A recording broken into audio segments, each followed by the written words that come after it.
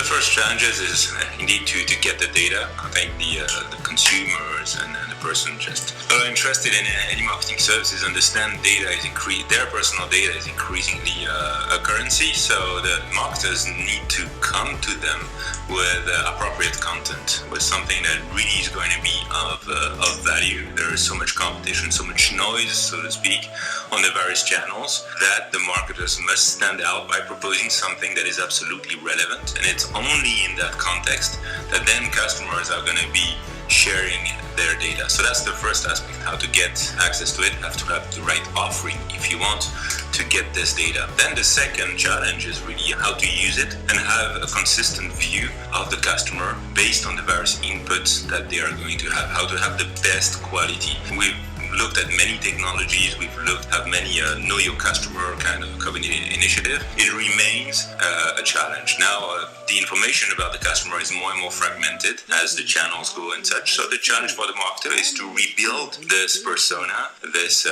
customer they want to interact, and that will allow them, the marketers, to be relevant when interacting and proposing to start a conversation with customers. Well, it is extremely interesting because of the insight that can be extracted when we talking about big data in the context of customer data. It's not only about one person, but your segmentation gets much better. You have a good idea of how a certain population or certain segments are going to behave. The challenge with big data is that it only gives you this. You have this knowledge, then how will you efficiently put it in place? How much time does it take you to prepare your campaigns, to create the right content, to interact with those customers, knowing that customers are not waiting for you to send a campaign? So that's where big data is extremely valuable in giving us this insight, but there is still a gap that marketers need to fill in terms of putting those insights into action. Fast data is about combining this knowledge with the context of the customer. Now with technologies such as mobile phones, such as even the Internet of Things,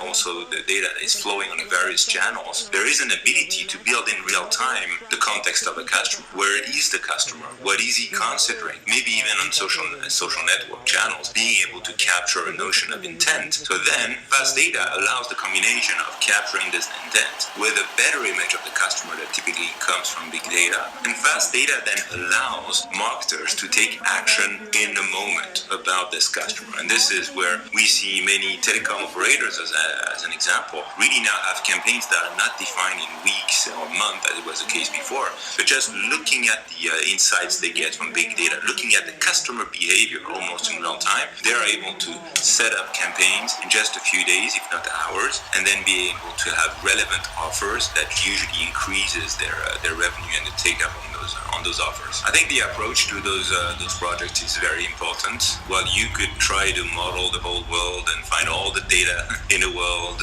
in your big data and fast data initiative, what's interesting is that in a journey you will learn a lot and you might not end up where you expect. So you need absolutely to start with an initial set of data, an initial set of services, and then use this initial set to not only educate your organization, educate your campaigns people about the new types of data they're going to have, about the possibilities that they can define in terms of action. But then what's very important, and one of the challenges that we see also for marketers is really to kind of design for change. There will be no magic campaign that you will define and that's going to run for a year. Your competition probably has a good fraction of the data that you have. So you need to keep on building this differentiation. So you need to keep on optimizing. You need to stop what doesn't work very well. The pace at which you need to do this analysis and then extract the actions or decide on the actions to take is getting faster. And that's where getting out of an era where we would build marketing systems and programs and run them for a long time, measured in months and such, to more of the notion of very flexible campaigns based on the knowledge that you have on your customer and their behavior. And you need to be the first one seizing those behaviors and